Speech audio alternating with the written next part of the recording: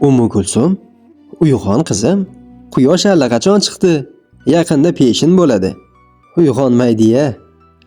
Yana yarim kechagacha telefon o'ynadingmi? Oyijon, iltimos, yana ozgina uxlay. 5 daqiqada nonushtaga tush, deya onasi xonadan chiqib ketdi.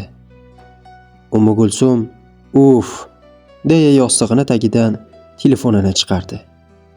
Instagramdan bir talay xabarlar kelgandi. Hayajon ichida kulimsiradi. 8 soat ichida 52 ta obunachi unga qo'shilgan edi. Darhol rasmlar tagiga yozilgan izohlarga javob bera boshladi. Bu orada onasi Kulsum deb chaqirdi.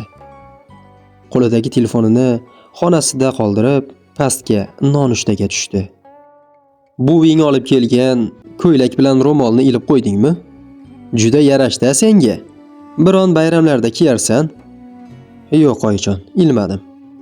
Bekorga joy olmasin. Shundoq ham shkafim to'la. Ham u ko'ylak menga bo'lmaydi. Juda keng. Ichida yo'qolib qoldim. Ko'ylakka nima qilibdi? Chiroyli-ku. Biron maxsus kunlarda kiyarsan. O'f, oyi.